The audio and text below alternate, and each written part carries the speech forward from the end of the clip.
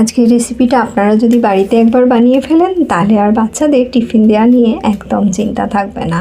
শুধু বাচ্চা নয়, বড়রাও কিন্তু এই রেসিপিটা খেতে চাইবে। নমস্কার বন্ধুরা, মহুয়াস রান্নারঙে আপনাদের সকলকে স্বাগত। আজ আমি চিকেনের একটা এমন রেসিপি নিয়ে চলে এসেছি যেটা আপনারা খুব সহজে বাড়িতে বানিয়ে ফেলতে পারবেন। এটা বানাতে আমি প্রথমে নিয়েছিলাম ক্যাপসিকাম। আমি এখানে লাল ক্যাপসিকাম নিয়েছি। ক্যাপসিকামটাকে আমি কেটে নিচ্ছি মাঝখান থেকে, ছোট করে একটু টুকরো করে নেব। আর নিয়ে নেব রসুন আর এক টুকরো আদা। এখানে আমি 4-5টার মতন রসুনের কোয়া নেব আর আদা নেব অল্প করে একটু। এই রেসিপিটার জন্য লাল ক্যাপসিকাম দিলেই কিন্তু দেখতে বা খেতে দুটোতেই ভালো হয়। তবে আপনাদের কাছে যদি লাল ক্যাপসিকাম না থাকে আপনারা কিন্তু এমনি নর্মাল যে সবুজ ক্যাপসিকাম হয় সেটাও ব্যবহার করতে পারেন। এই দেখুন রসুনটা নিয়েছি আর আদাটাকেও আমি আগে থেকেই খোলাটা ছাড়িয়ে রেখেছিলাম। আদার একটা টুকরো নিয়েছি। এবার নিয়েছি এখানে বোনলেস চিকেন। দেখুন এইভাবে বোনলেস চিকেনটা নিয়েছিলাম। এটা ধুয়ে ভালো করে পরিষ্কার করে নিয়ে এটা মিক্সিতে একটা পেস্ট তৈরি করে নেব। মিক্সির মধ্যে দিয়ে একটা মিহি পেস্ট এটার একটা তৈরি করে নেব। পেস্টটা আমার যতক্ষণ তৈরি করে নিচ্ছি ততক্ষণ আমি গ্যাসে বসিয়ে দিয়েছিলাম কড়ার মধ্যে আমি দিয়ে দিয়েছি 1 চামচ অলিভ অয়েল। আমি আজকে রান্নাটা একটু হেলদি বানানোর জন্য এতে অলিভ অয়েল ইউজ করলাম, তবে আপনারা চাইলে সাদা তেলও এতে ব্যবহার করতে পারেন। এবার এর মধ্যে আমি দিয়ে দেবো প্রথমে রসুনের কোয়াগুলো। একটু নাড়াচাড়া করে নিতে হবে, খুব লাল করে কিন্তু ভাজার একদমই দরকার নেই। অল্প একটু লাল করে ভেজে নেবো এটাকে। 2 মিনিটের মতন ভাজলেই কিন্তু এটা আমার হয়ে যাবে। গ্যাসের ফ্লেমটা আমি কিন্তু একটু হাইতে রেখেছিলাম। হাইতে রেখে 2 মিনিট একটু নাড়াচাড়া করে নিয়ে এটাকে আমি নাবিয়ে নেব। নাবিয়ে নিয়ে যখন একটু ঠান্ডা হয়ে যাবে তখন এটারও একটা পেস্ট তৈরি করে নেব। দেখুন পেস্টটা আমার তৈরি হয়ে গেছে। এবার আমি রান্নাটা শুরু করব। তার জন্য আমি একটা পাত্রের মধ্যে চিকেন পেস্টটাকে নিয়েছিলাম। এবার এর মধ্যে দিয়ে দিয়েছিলাম ক্যাপসিকাম বাটা, যেটা আমি ক্যাপসিকাম রসুন আর আদাটাকে পেস্ট করেছিলাম সেটা আমি দিয়ে দিলাম। এবার এর মধ্যে দিয়ে দেবো পরিমাণ মতো নুন, আর দেবো এখানে ব্ল্যাক পেপার, আর দেবো চিলি ফ্লেক্স। আপনারা চাইলে এটার মধ্যে অরিগানো দিতে পারেন, তবে আমার বাড়িতে আজকে ছিল না তাই আমি অরিগানো এতে ব্যবহার করলাম না। আমি এখানে গোলমরিচ ব্যবহার করলাম।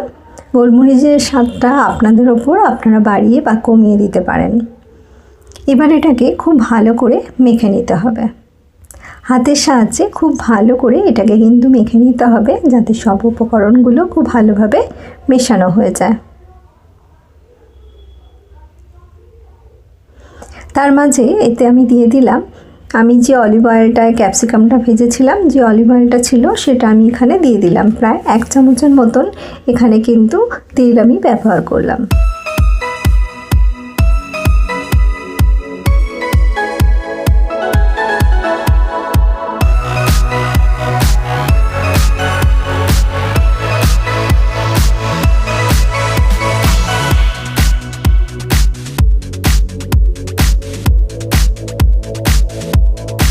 এটা আমার ভালো করে মাখা হয়ে গেছে। এবার এর মধ্যে আমি দিয়ে দেবো একটা ডিম। ডিমটা দিয়ে আবারও আমাকে এটাকে ভালো করে মেখে নিতে হবে।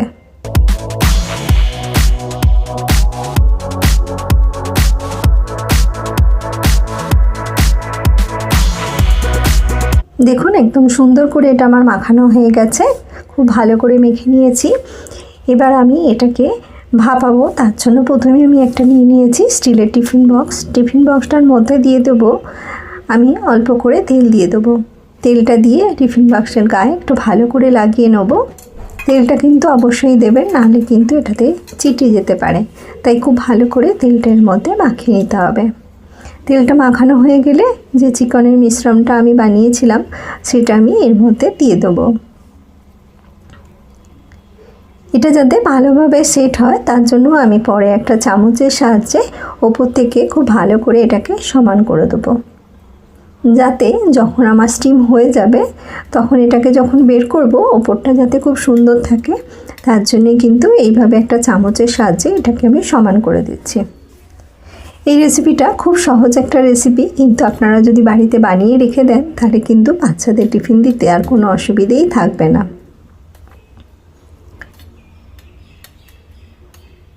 এইভাবে চামচের সাহায্যে আমি খুব সুন্দর করে এটাকে সমান করে নিলাম। এবার এই টিফিন বক্সের ঢাকাটা আমি বন্ধ করে দেবো। অন্যদিকে আমি একটা কড়ার মধ্যে নিয়ে নিয়েছিলাম জল, আর নিচে একটা প্লেট দিয়ে দিয়েছিলাম যাতে বাটিটা ভালোভাবে বসানো যায়। জলটা ভালোভাবে ফুটে যাওয়ার পর গ্যাসের ফ্লেমটা লো টু মিডিয়ামে রেখে এটাকে আমি 15 মিনিট স্টিম করে নেব। 15 মিনিট পরে ঢাকা খুলে নিয়েছি, এটা আমার স্টিম হয়ে গেছে। এবার ঠান্ডা হয়ে যাবার পর এটার আমি ঢাকাটা খুলে নিয়েছি। একটা কাঁটা চামচের সাহায্যে আপনাদের দেখিয়ে দিচ্ছি, এটা আমার সুন্দরভাবে স্টিম হয়ে গেছে। এবার এটাকে আমি বের করে নিয়েছিলাম, দেখুন একদম সুন্দরভাবে এটা কিন্তু বেরিয়ে গেছে। এবার একটা ছুরির সাহায্যে এটাকে আমি কেটে আপনাদের দেখিয়ে দিচ্ছি কত সুন্দর এটা তৈরি হয়েছে। এটা আপনারা চাইলে বানিয়ে কিন্তু ফ্রিজে 4-5 দিনের জন্য স্টোরও করে রাখতে পারেন। দেখতেই পাচ্ছেন কত সুন্দর তৈরি হয়েছে, আর এটা খেতেও হয়েছিল কিন্তু খুবই ভালো। আপনারা চাইলে এটা মানে স্যান্ডউইচের মধ্যে দিয়েও খেতে পারেন, বাচ্চাদের টিফিনে দিতে পারেন, বা চাইলে এটা দিয়ে কোনো চিকেনের রেসিপিও করে নিতে পারেন। কিন্তু চিকেনের রেসিপি করার দরকারই হবে না, এটা যখন বানাবেন দেখবেন এমনিতেই এটা কিন্তু খাওয়া হয়ে যাবে। এটা দেখতে যতটা সুন্দর হয়েছে এটা খেতেও কিন্তু ততটাই লোভনীয় হয়েছিল। বন্ধুরা, যারা আমার চ্যানেলে নতুন ভিজিট করছো তাদের কাছে অনুরোধ করব তারা আমার চ্যানেলটা সাবস্ক্রাইব করে নিও। আর পুরনো বন্ধু যারা সব সময় আমাকে সাপোর্ট করছো, আমার পাশে আছো, তাদের জন্য রইল অনেক অনেক ভালোবাসা। আমার এই রেসিপিটা কেমন লাগলো অবশ্যই কিন্তু আমাকে কমেন্ট করে জানাবে, আর ভালো লেগে থাকলে একটা লাইক করে দিও। আপনাদের লাইক আর কমেন্ট আমাকে কিন্তু উৎসাহ দেবে নতুন রেসিপি বানাতে, তাই লাইক কমেন্ট করতে একদমই ভুলবেন না।